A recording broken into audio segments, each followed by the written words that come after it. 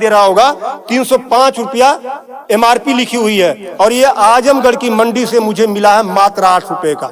कितना % कमीशन आप खा रहे हो? ये ऐसा क्यों है? इस पे भी चर्चा होती है। ये देखिए आईबी सेट है, जिसके माध्यम से ग्लूकोज ब्लड वगैरह चढ़ता है शरीर में, इसे कहते हैं आईबी सेट।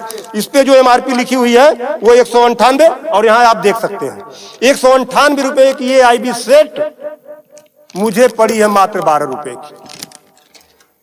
फिक्स्टर वीगो सेट लगाने के बाद जो उस पर टेप लगाया जाता है, यह मुझे पड़ी है 6 से 7 रुपए की, और इस पे एमआरपी 71 रुपया 50 पैसा। यहां भी आप देख सकते हैं।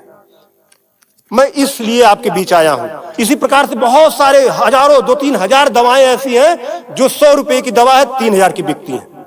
बाइकिल धागा जब आपका ऑपरेशन होता है, जिससे आपका सिला जाता है, वह 150 रुपए का आता है, उसकी एमआरपी 1045 रुपया आप यहां देख सकते हैं। उसी प्रकार से लंग एक्सरसाइजर 150 रुपए का आता है, जिसका प्रिंट रेट है 690 रुपया। बुखार में जो पैरासीटामॉल की जो बोतल आती छोटी सी, वह 50 रुपए की आती है, और उसकी एमआरपी यहां आप देखें, एमआरपी 522 रुपया है। कमर की बेल्ट जो 100 रुपए की आती है, उसे 500, 600, 700 रुपया प्रिंट।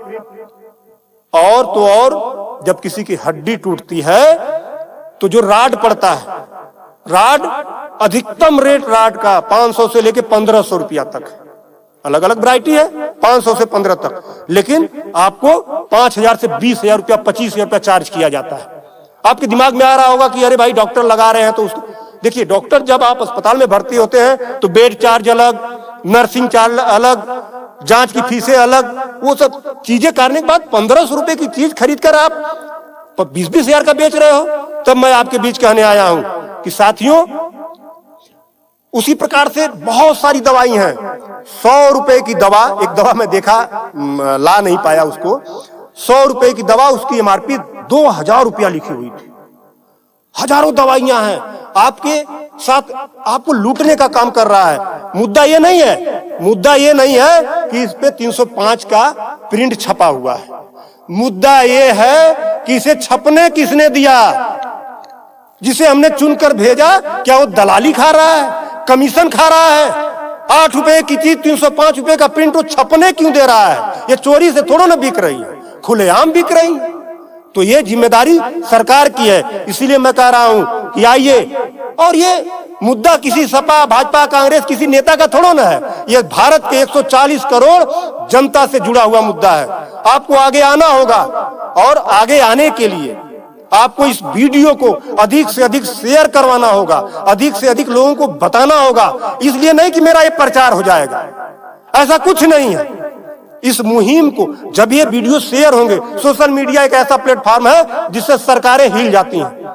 आज मैं इस चीज को लेकर आया हूं, ये जनता से जुड़ा हुआ मुद्दा है। जब आप मेरी इस बात को, जनता की इस आवाज को अपने इलेक्ट्रॉनिक गैजेट्स के माध्यम से आगे बढ़ाने का काम करेंगे, निश्चित रूप से सरकारें डरेंगी। और मैं तो कहता हूं, सरकारों को जनता से डरना चाहिए, जनता को सरकारों से नहीं डरना चाहिए।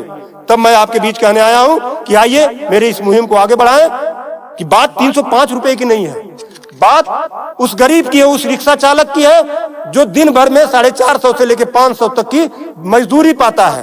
अगर उसकी तबीयत खराब हुई, वो बेहोश हो गया, उसके घर वाले किसी उसको अस्पताल लेकर जाते हैं, तो 305 रुपया वो अस्पताल केवल वीगो का चार्ज कर लेगा, फिक्स्टर का 71 रुपया चार्ज कर लेगा, और आईबी सेट का चार्ज कर लेगा।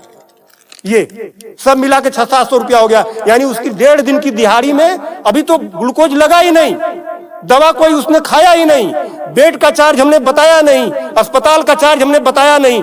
1.5 दिन की दिहाड़ी उसकी केवल इस 3 आइटम से चली गई। आगे की दवा कहां से आएगी? तब उसका बाप खेत बेचेगा, उसकी बीबी गहना बेचेगी। इस तरह का लूट खसोट। और मैं तो कहता हूं, शर्म करो ऐसा करने वाले लोगों। 8 रुपए की चीज 305 की बेचते हो। आज आपके अस्पताल में अगर जो दाई है उसका वेतन 7,000 है, यानी प्रत्येक दिन 210 रुपया। अगर उसकी तबीयत खराब हुई, वो आप ही के अस्पताल में भर्ती होती है, तो उसकी 3 दिन की दिहाड़ी केवल इन 3 चीजों की लग जाती है।